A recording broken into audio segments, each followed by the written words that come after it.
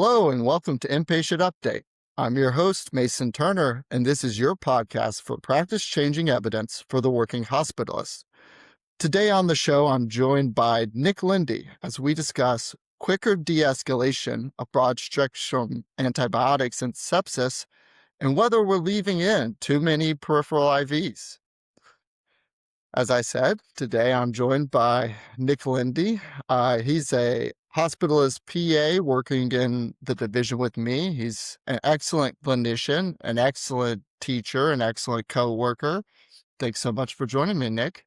Yeah, thanks for having me. It's really a pleasure to join you here on the pod, and can't wait to hear more of the future pods and talk about some updates in medicine. Uh, in way of introduction, is there anything else you think the audience needs to know about you? No, hospital medicine is all I've known over the last 9 years. It's been the only thing that I've practiced, despite being able to potentially change in the future. And I enjoy teaching, enjoy spending time with my family, and really just learning new things and trying to improve my practice. Well, I'm so excited to have you. I this is a first for our non-MD guest, and so I've said in my requests and my intros, anyone with value-added expertise in management of hospitalized patients come aboard. And so I'm so glad we're living it, we're doing it, and particularly glad it's you because honestly, uh, Nick is one of those people that in the workroom is just one of the best practical clinicians. And if you're a hospitalist doing direct patient care, everyone just works side by side and you have no idea whether anyone else is doing anything good or anything bad or if they're good at their job or not.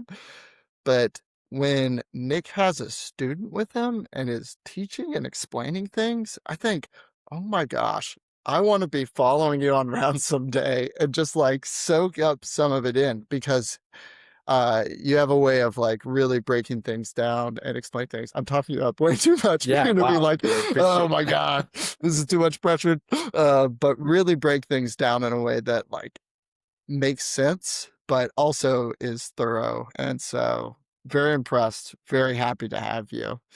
And so it's exciting. This is also our first podcast after dark recording. So Nick and I both have similar family situations and both were just putting babies to sleep and are now having a nightcap. Yeah, the time for pods and discussions of medicine after work, that window is slowly just getting smaller and smaller as you add children, but it's exciting, and that's what we're here to do, talk about it. All right, well, let's get into it. I'll start off by talking a little bit of an article, but I'll ask you a question first. Nick, have you ever inherited a patient from the ICU, maybe say a 70-something-year-old man who came in a few days ago, lactate 5 and change, blood pressure low, tachycardic, fever, no clear infectious source. Maybe they were briefly on pressors, and either the ICU team's talking to you or our admitting doc of the day, our admitting officer of the day is talking to you and says, yeah, they need to be in the hospital. Probably the ICU's plan is just a 7-day course of zosyn. And you're like, okay, but I don't really know why or what we're treating. And so this article specifically looked at that. And so this is about the patient who has community-onset sepsis and is admitted to the hospital, ICU or not, that part's not particular, but de-escalating from those broad spectrum antibiotics we put everybody on, and when is it safe to do that? I do think a lot of us at baseline are kind of our feeling is like you need a longer course of that broad spectrum antibiotics when someone's been really sick. And so this study looked, can we be paring that back sooner. So this was a article entitled "Antibiotic De-escalation in Adults Hospitalized for Community-Onset Sepsis," just as I said. It was published in JAMA Internal Medicine and was recent. It was published this year. This is another, just like an article I did in the last episode, was a target trial emulation, which is basically just a fancy retrospective cohort study where they try to do all they can from a statistical standpoint to give it the rigor of a randomized controlled trial. But what they looked at is these patients on broad spectrum antibiotics with community onset sepsis, as I said. They go to day 4 of their care, and then they branch off that there's the control group, which is continue that broad spectrum antibiotics. And then there's the intervention group, which is de-escalating from the broad spectrum antibiotics at that time. So I looked at a ton of patients because, like, as you know, like you see this patient all the time. I see Yeah. this patient all the time. So their N and the patients they looked at was over, excuse me, over 36,000 patients. And they were on empiric anti-MRSA coverage or empiric anti-pseudomonal coverage, and so classic vancomycin, vancomycin, whatever that you're throwing at a real sick person to make sure you're covering whatever might be hidden there. Um, and then the patients also still have to be on that therapy at 3 days and then not be growing any multi-drug resistant organism that obviously we're going to want to keep treating. And so looking at this study, the primary outcome was 90-day all-cause mortality.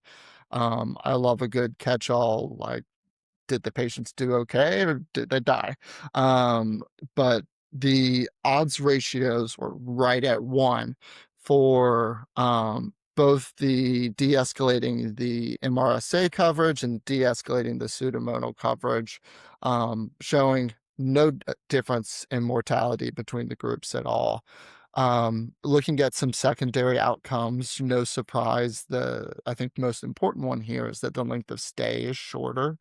That was statistically significant, and basically you saved a day on average of hospitalization if you were covering for MRSA and you de-escalated, and then 2 days for pseudomonal coverage. Looked at some other secondary outcomes, nothing that I thought honestly really worth talking about too much. There were some like signals that maybe 90-day or readmission rate is actually better if you de-escalate pseudomonal, which is cool.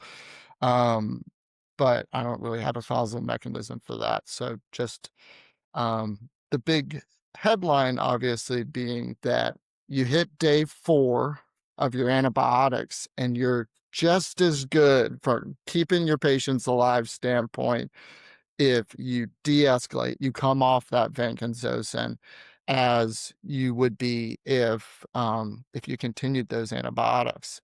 And so this is pretty powerful and of note.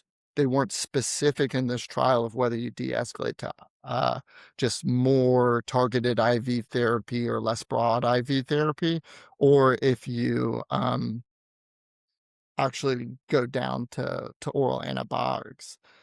Um, well, Nick, any initial thoughts on this study? Are you convinced? Yeah, so what I immediately pictured is that patient coming out of the ICU, and basically you've been left with an unclear picture Mhm, in a patient where you might not even know the source.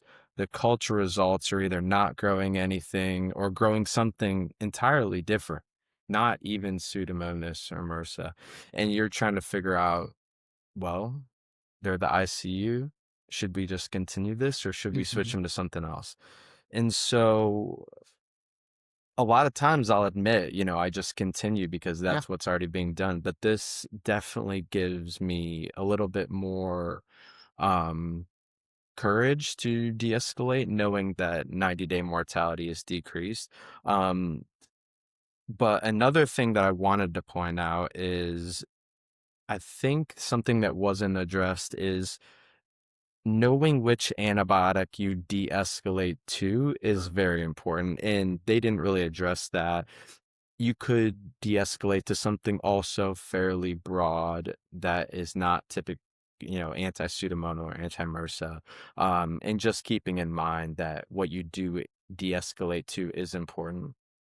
Um, and then one thing that really stands out because I've had multiple patients with this is complications from continuing broad spectrum antibiotics. So, Mm-hmm. I'm not sure what your thoughts are on that, but I just recently had a patient, um, CKD stage 3 going on 4, on cefepime for fevers and signs of sepsis while in the hospital. And lo and behold, several days later, he's totally lethargic, not Ooh. responsive. And so you get into that. Okay, this patient's been on a broad spectrum for several days. We have negative cultures. What are we doing here?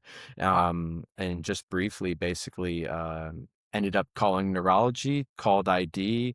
There was concern for cefepime-induced neurotoxicity, took the patient off cefepime, much better within 24 hours. So Whoa. that's something that I immediately thought about when it comes to continuing versus de-escalating. Oh yeah, huge. In addition to what they looked at and just keeping the patients in the hospital themselves, which obviously if you're on cefepime, you're in the hospital unless you're doing a pick and all that.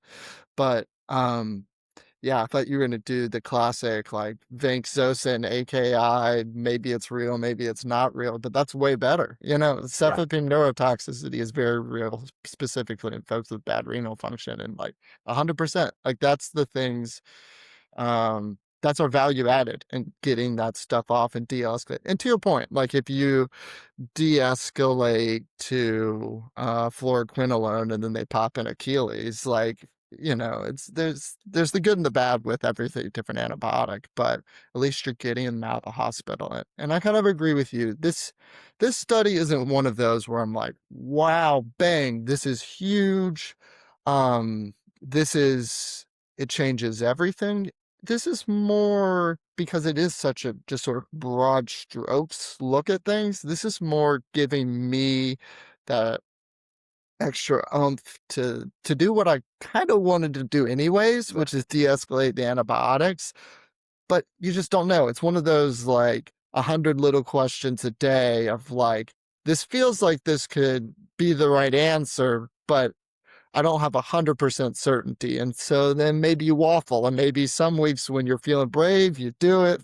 Some weeks when you're just like, I'm just going to follow the ICU's plan. I don't care. You're going to keep doing the antibiotics. But this definitely will give me sort of the courage to de-escalate in the future when I feel like it's clinically appropriate, and also give me something to push back on if someone else is saying that maybe we shouldn't. I'll be able to give them a citation to look at that's going to back me up. Yeah, absolutely. Um, so what do you think? If it was you or your loved one who was this patient coming in, sepsis, no clear source, in the ICU a bit. It's day 4. Are you taking off the Vanc and Zosyn or the cefepime, and are you that confident based on this article that you do that for a loved one, or are you keeping them going? I think one of the other tools that this article briefly touched on that I would use is the MRSA nasal swab.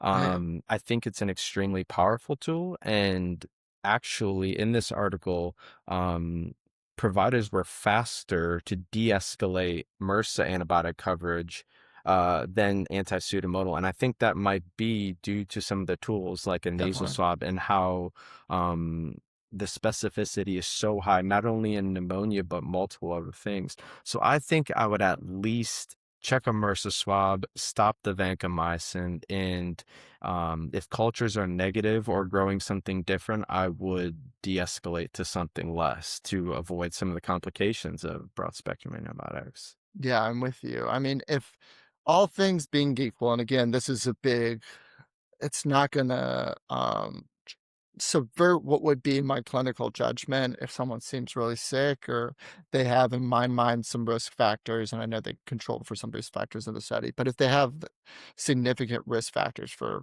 multi-drug resistant organisms, then maybe I'm keeping it on, but I can, you know, de-escalate them and just have them on an intermittent, that's kind of getting some of that good broad coverage. Uh, and there's also oral and potentially even getting them out of the hospital. So I definitely would push to de-escalate as long as they're doing clinically great. Like these Exactly.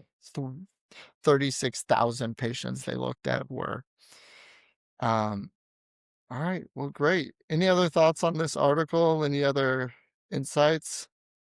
Um, No, I think that is going to be super helpful for the providers that are hesitant to de-escalate, knowing that there's no increased mortality by de-escalating, and also there may be, in some cases, a benefit to de-escalating, depending on the MRSA coverage or the anti-pseudomonal. So exciting stuff. Yeah, those of us who don't have the 9 years of experience that you have, like, can at least have something written in black and white that tells us it's okay to do it. Yeah. All right, Nick, do you wanna run down this next article? Yeah, so the article that I'm bringing to the table is more of a discussion piece, Mhm. less of a clinical trial. And what this article does is make us really think about something that we do in our practice every single day that is extremely common, and it is challenging that. So this article is called Things We Do for No Reason: Routinely Maintaining Intravenous Access in Hospitalized Patients, Journal of Hospital Medicine 2026. So brand new article. I thought this article was really interesting, and it really makes you think about the peripheral IV and why we keep it, the harm of potentially keeping it, and how do we know when we can stop it. So this article starts out with a clinical scenario, a scenario that we all know very well. Elderly patient comes in, nausea, vomiting, diarrhea, diagnosed with gastroenteritis and AKI. Um, as we should. We start them on IV fluids. We check their electrolytes. We replace everything, give antiemetics intravenously through a peripheral IV. And the next day, the patient's doing so much better. The patient's tolerating oral intake. The IV's working fine. And the patient, you get that page from the nurse that says, hey, patient doesn't want this IV anymore. It hurts. It's bothersome. Can we take it out? And so this article forces us to think about why we continue IV or peripheral IVs in these patients. And really, it comes down to the fact that we keep them in case we need them, even in patients that are totally clinically stable and in which we are not actively using them. And so the biggest thing is a patient that's going to decompensate, right? So a patient that's going to code or have a cardiac arrest, we want to have access, right? And that is one of the main reasons of having them. And so then it looks at, well, what are the potential problems of keeping them in? And this was what I thought was extremely interesting. As we all know, there is a chance of a patient becoming bacteremic with something like Staph aureus.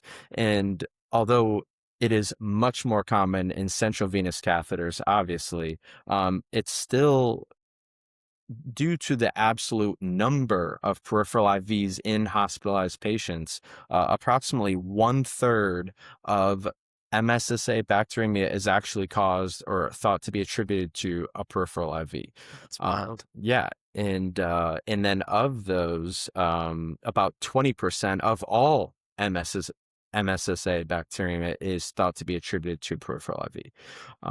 So that's a huge risk for patients. There's also the risk of them failing ruining vascular access, especially in the frail old patients where they have to be stuck a million times. Um, Pain, phlebitis in 10 to 20%. And then they're not the most reliable Sure. access points. You know, some of these patients have 2 IVs with nothing being given intravenously. And so this article really challenges that thought of, do we continue them? And then, when can we discontinue them? So, it then goes on to discuss who can we discontinue them in. And, it talks about the patient that is no longer getting the IV therapy, or in a patient that is clinically stable and we can switch to an oral option, such as IV opiates can be switched to oral if they're no longer vomiting. IV antibiotics, as we just talked about, de-escalation. When is it okay to de-escalate orally? Um, and then when is it reasonable to keep them? Um, that high risk patient, multiple comorbidities, that's a patient that I think we could keep them, in that it would be beneficial. Another one is the anticipated need for IV contrast, anticipated need for a procedure, or just the patient that may need a little extra work. Let's say their labs are still not stable, or you're still needing to replace electrolytes. And so I think the highest yield takeaways for this were peripheral RVs, extremely common. Almost every patient has them. But when do we truly need them? Think about that social admission that's been sitting there for a week that is getting no therapy. Yes, they're probably okay to discontinue that. And it might even save them the issue of bacteremia or something different, pain, discomfort. And then when to keep it, obviously, your higher risk patient, risk of decompensation, or the need that the potential need of using it again. So wanted to get your thoughts on it. It's a little bit different than some of the other studies, but it's thought-provoking and important, I think. Yeah, I like this article a lot, and I was excited you picked it because um there's the whole things to do for no reason series, and they'll occasionally come out with articles, but this one is really one that I honestly very rarely consider pulling out that IV. It's got to be the most extreme case of Joe waiting for placement who has just been here for days on end that I'm like, okay, this person definitely doesn't need an IV. I'm not even checking labs once a week. But other than that, I'm just leaving them in people unless like they give me a good reason to take them out.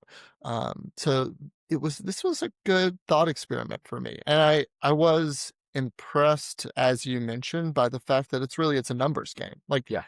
every single patient on my service, as I said, has an IV every single day, maybe multiple, often multiple. And so based on that numbers game, it's a major risk for comorbidity, for morbidity in the hospital. Like the hospital is a dangerous place, and the IV is one of the things that's making that way. I mean, I was really impressed by the statistics you specifically mentioned about the rates of bacteremia, specifically Staph aureus bacteremia from peripheral IVs, like Yeah. 20%. Like this is bad bacteremia. Hmm. This is bacteremia that got excluded from the trial we talked about a couple weeks ago, Yeah. where you could de-escalate after 7 days. Like, but and 20% of the time it's from these peripheral IVs that I think almost nothing about. So I found it pretty powerful. Yeah, I found it pretty persuasive. Are you persuaded? Yeah, there was one other thing I wanted to pick your brain about when it comes to these peripheral IVs and how they're being used not only for therapies, but in some cases, blood draws or phlebotomy. That is what I really thought about with this article. And Mm-hmm. it just made me think a little bit more how many times you've been called by the nurse and said, "Hey, I've got this lab I'm going to draw for you, but I'm getting it from the peripheral IV. And so I looked into that a little bit more, and there's actually some harm that could come of that. You know, nurses think it's okay to just draw from these peripheral IVs. Not all of them, but a lot of times it's convenient. And specifically when monitoring potassium and Mhm. venous blood gases, it is actually shown to give um, false numbers, and how that could potentially be harmful. So when you've got these patients that are not getting any IV therapies, they're just sitting around, and you want to draw that BMP just before you know, this little old lady goes to her nursing home.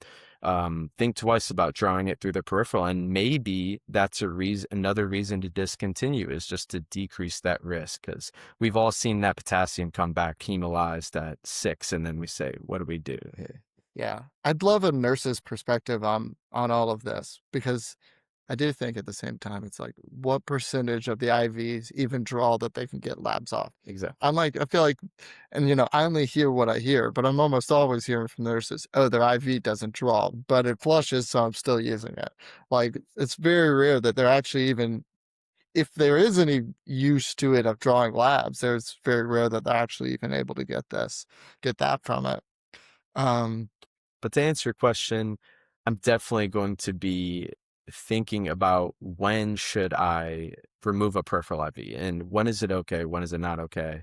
Actually just had a patient that came in, schizophrenic patient from a group home, just waiting on a new group home, no issues at all. And the nurse calls me, hey, their IV failed.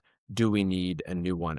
To be honest, I didn't even know that she had one in me. And I said, absolutely, you can keep it out. And these are some of the patients we should be thinking about much earlier. Let's stop that, or discontinue the peripheral IV if we're not using it at all. yeah. My so I was also impressed by the numbers of like ED peripheral IVs. About a third of them go unused, and like 25% of inpatient IVs are just sit there and aren't used. And so it's I'm impressed by that, and I'm tempted to have an ideology of like, don't put it in, and once you're not going to use it, take it out. But at the same time, I do worry about the delays in care. And so they mentioned some, and you talked about like a, like, if it's a code, yeah, an IO is fine. And so I feel covered in that situation. It makes me a little, I mean, it would take me a little getting used to be like, I'm gonna rely on the IO for the code, but that's fine. The question is though, in the not a code situation where I want IV access, and maybe I want it fast. I'm like thinking like, what if they have a seizure? How are we gonna give them IV meds? And like, how are you gonna abort the seizure with an IV benzo if they don't have an IV? And how are you gonna put an IV in on if they're seizing? And so, I mean, and obviously like there are other options. And so, but I would put that in kind of, this is all another one that this is more clinical judgment, not gonna change, not something concrete that you're going to do different every time. But like, if I have a patient that I'm worried is seizing or has had a seizure, then I'm probably leaving in their IV for that reason. um And then, yeah, just to go back real quick to that, IO versus IV, they actually cited a study in the article, showing patients that did have a cardiac arrest and were able to return to rhythm and without neurologic deficits, and there was no benefit difference. The outcomes were the same and not clinically different, significantly different, between using an IO and a peripheral IV. And that's just something to think about, and maybe a change in mindset when it comes to a cardiac arrest or resuscitation. But IOs are maybe underutilized in some of these oh yeah, patients. I think you're right. That part of it I am convinced by.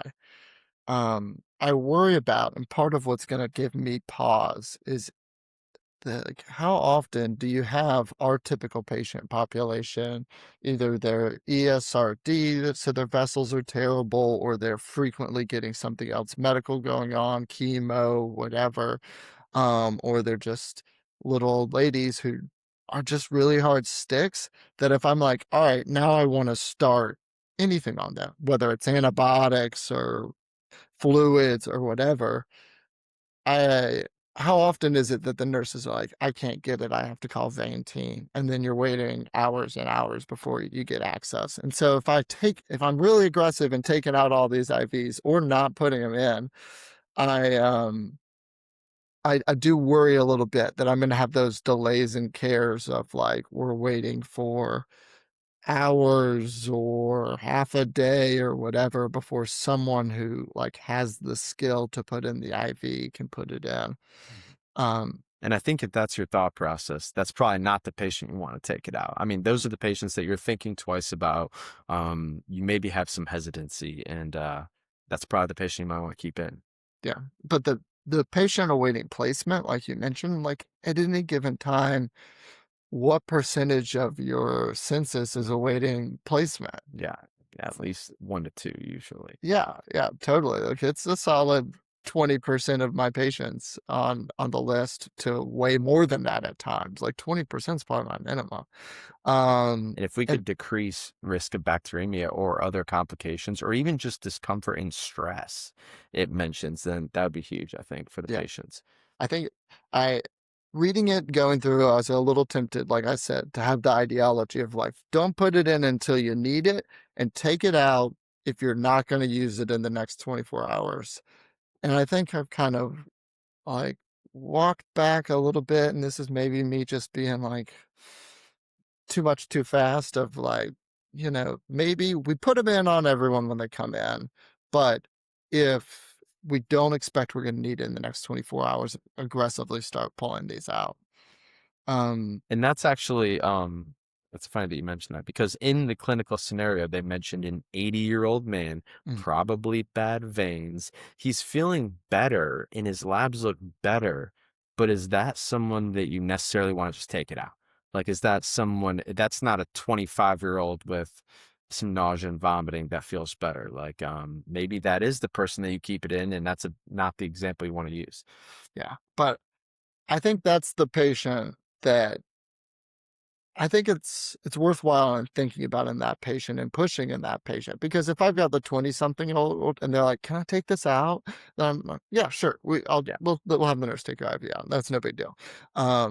But in that patient, I'd be like, "Oh, I don't know." But I do feel heartened to pull those IVs out more often based on all the stuff they cited here. And probably that same guy is this, he's more likely to have complications or at least decompensate. If he's the guy who gets the Staph aureus bacteremia, he's going to be the guy who gets really sick from it rather than this Exactly. 20 something. Like they're going to ultimately probably be fine. Yeah. Um, so what do you think? Do you think this is just for Nick Linde every day you're going to kind of think about it, it's going to be more on your radar? Or if you were the boss of the world, the boss of the hospital, there'd be a protocol of some sort of about pulling them out or not putting them in, or what are your thoughts?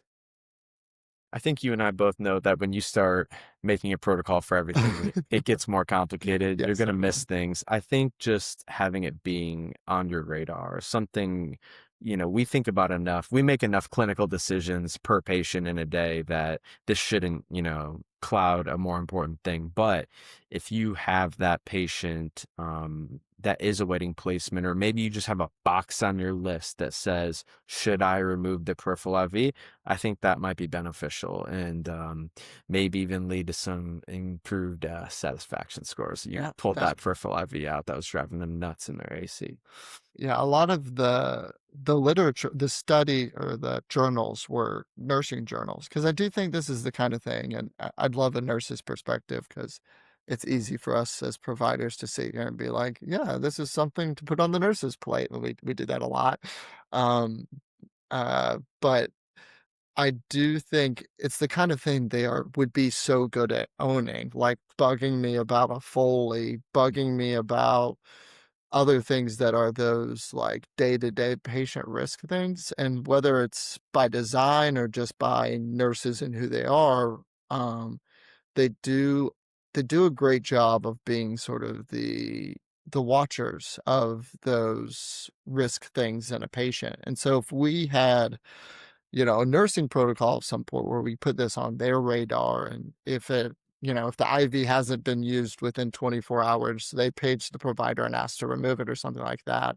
I think that could be a great thing, because then you can use your clinical judgment and call them back and be like, oh no, this guy like is probably gonna have a seizure, like Yeah, we don't not want to quite. pull it on that. But or you can be like, oh yeah, definitely, I didn't think about it, Yeah, because it's just another thing to be thinking about that you're not thinking about. I haven't been thinking about, definitely will some now, but that unless I create a structure to my workflow, it's gonna be so hard to keep these peripheral IVs yeah. in the front of my mind. I'll definitely be more likely to pull them if someone else brings them up.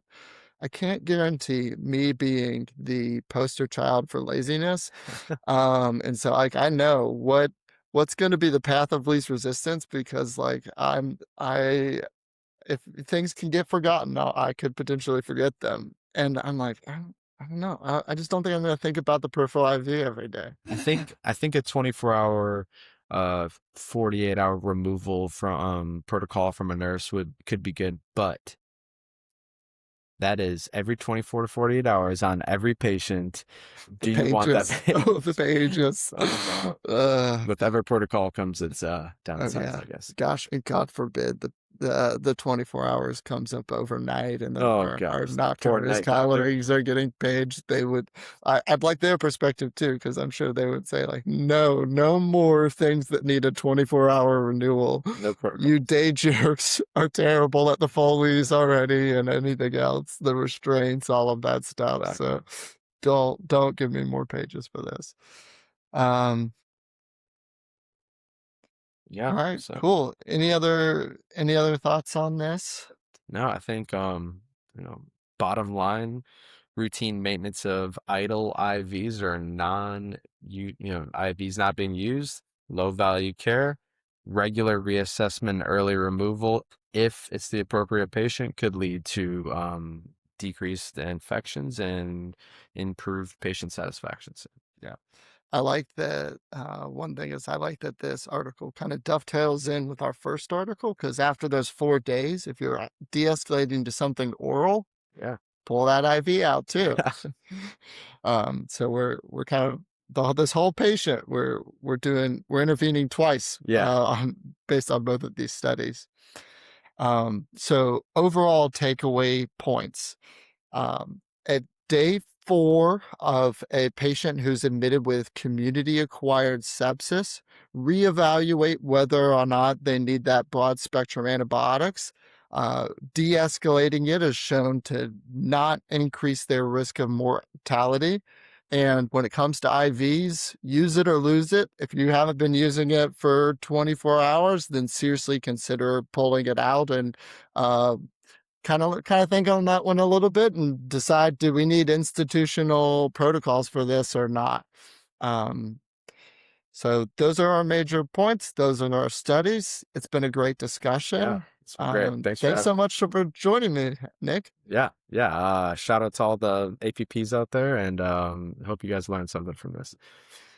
Um, so uh, a couple things I'll mention is the next show I plan to post is going to be an SHM primer. I/inpatient updates go into SHM.